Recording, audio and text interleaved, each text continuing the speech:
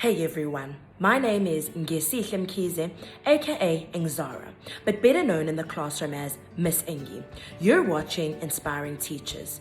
Inspiring Teachers aims to give teachers a platform to share their personal stories. Today, we are joined by Charmian Kassen.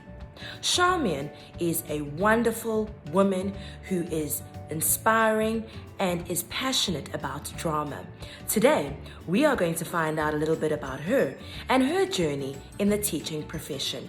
May you be inspired by Charmian. May you be inspired by her heart and her story.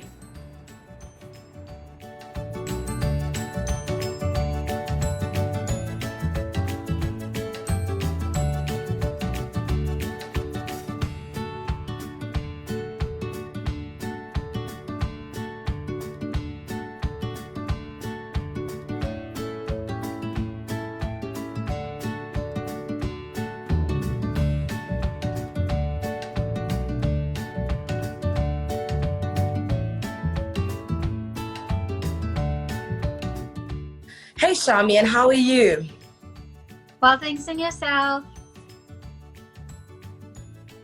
I'm very, very good. Thank you so much for joining us on Inspiring Teachers.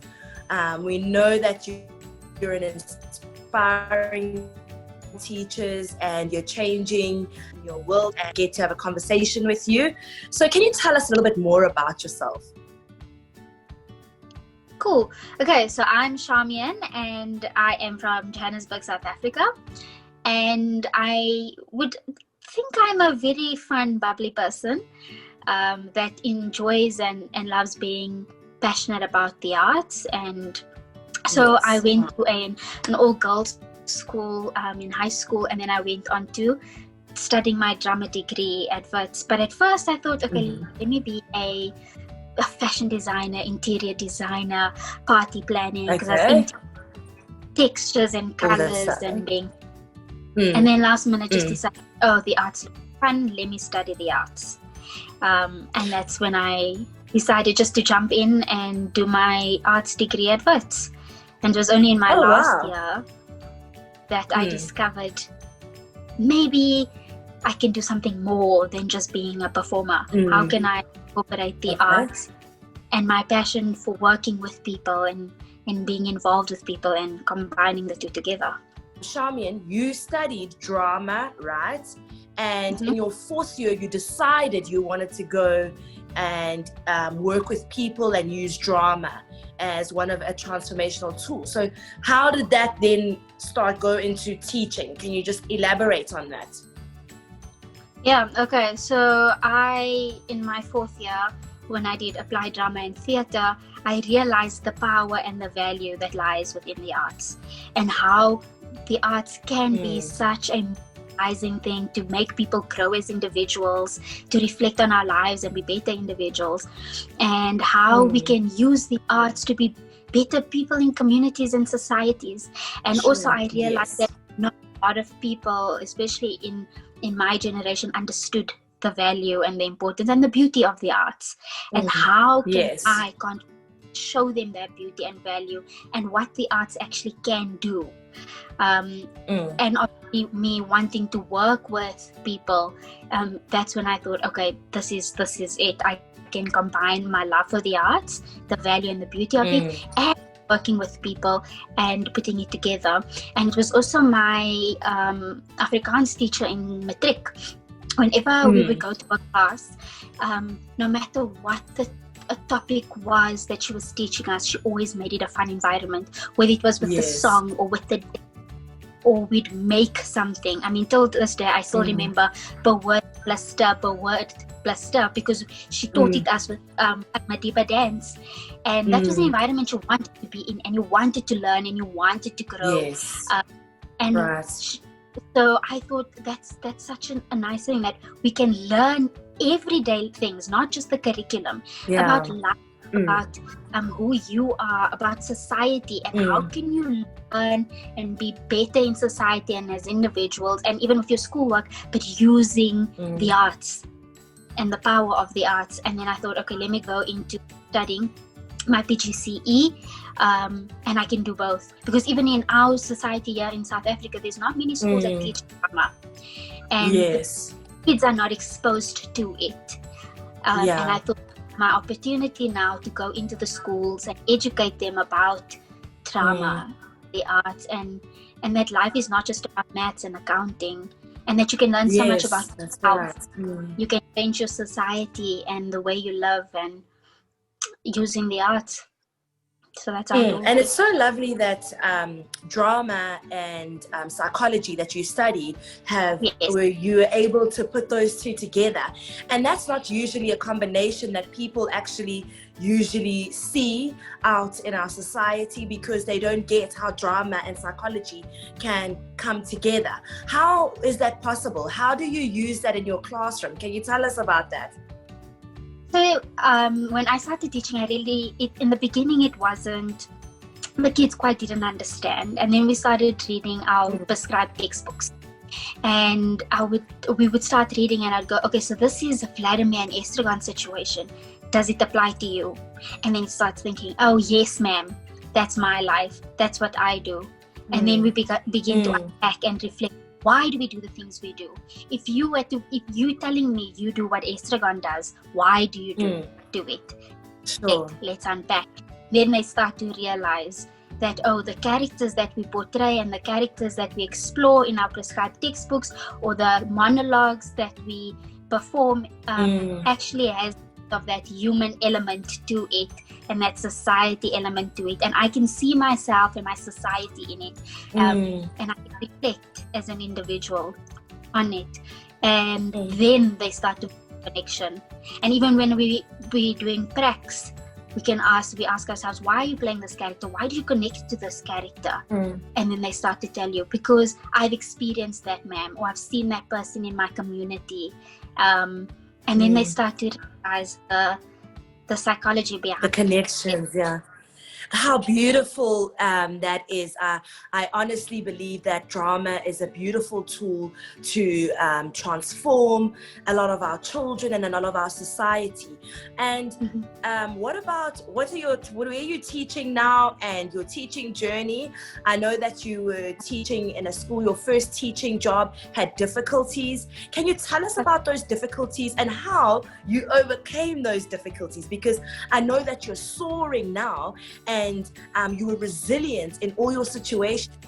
Oh yeah, in the beginning it was a very experience, but I think it's also my physical attributes that contributed to it, because I looked like one of the I didn't look like I was 25 at the time. I looked like a grade 8, and so I think they didn't take me seriously in that I wasn't a tall person that would command a space, even though my voice perhaps would command a space.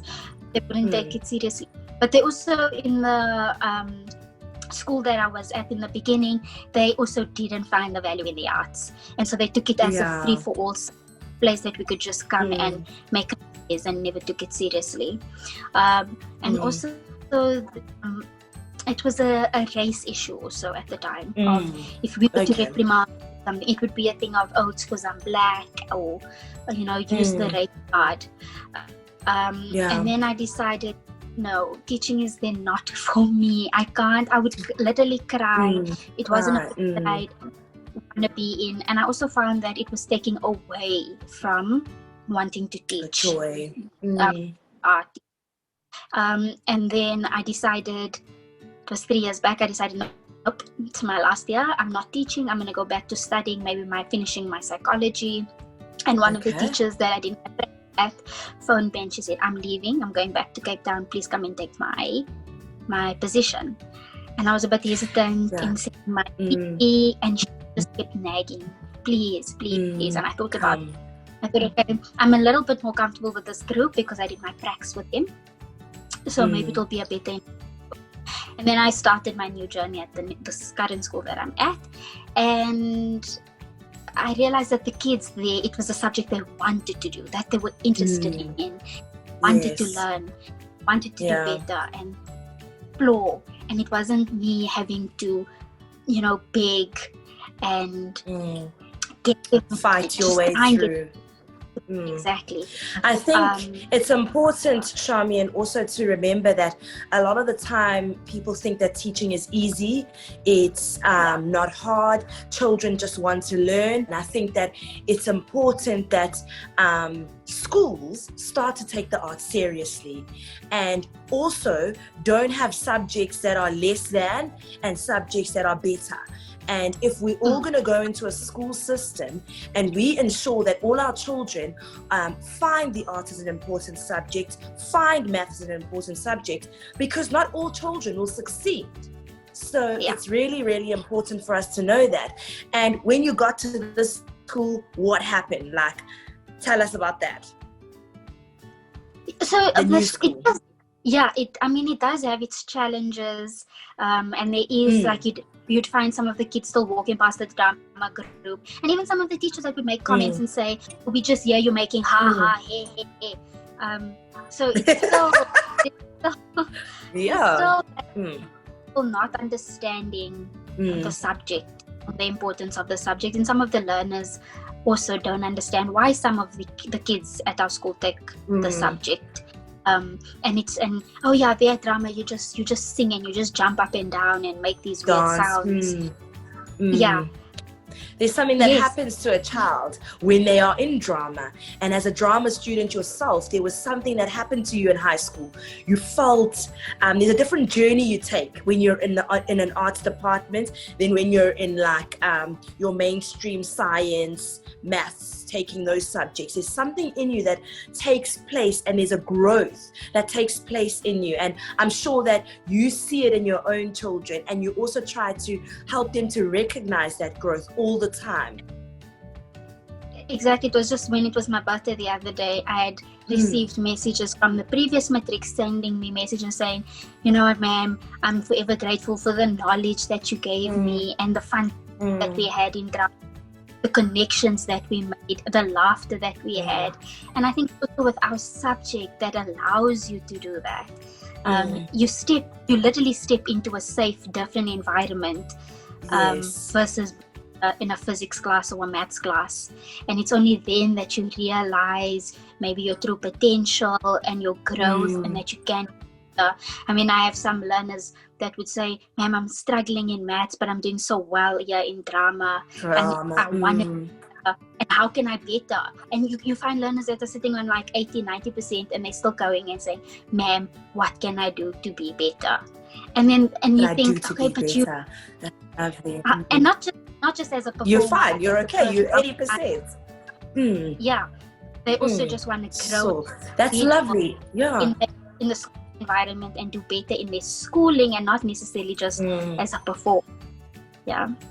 I love your passion. I love your passion for your children and for the next generation. It's really, really sort of inspiring to others, and it's inspiring to me to hear your stories where children come back to you and they talk to you about what they've learned from you. Shamian, how are you walking this journey? Are you walking it on your own? Who supports you as you walk this journey? Yeah, so I obviously at home I have the support of my parents and my family. That's always encouraging me to do better, be better, be the do, and always let me know that I have the abilities and I can make a difference. My father always reminds me it's not an easy journey, but it's one that was that you just have to that you see through. And you're making a difference, and that's what should drive you, is that you are making a difference in someone else's life. In our schools, like I said, they don't take it quite seriously, and not a lot of schools do drama. And you have to look for support within the school system environment. Fortunate enough to have a few friends that we literally learned that also you can't be selfish as a teacher. Sure. You gotta share. Even if sharing, even if it's the simplest of things, and saying, "You know what, guys, I had a tough learner today and this is what I did. Maybe it will work for you." And that be shy to also let people know of challenges so that they can assist. So I've been fortunate fortunate enough that I have a small group of people that you can literally just message them, and then in a few seconds they'll say, Shams, I tried this. How about you try? I have this worksheet. Yeah. Would you appreciate it? So yeah, I've had support from my family and a few of my drama colleagues. Yeah. If somebody were to ask you, Charmian, like, what would you say about the teaching profession? Just to encourage people and to encourage people who are going to be watching this. Yep, it's not an easy one. It's a tough one. It's a challenging one, and it's one that pushes you, and makes you somewhat fearless. Because sometimes there's this fear: am I going to be a good enough teacher? Am I going to be able to do this? But you just have to believe in your abilities as being a teacher, and there's no right or wrong. And there's this type of teacher and there's that type of teacher.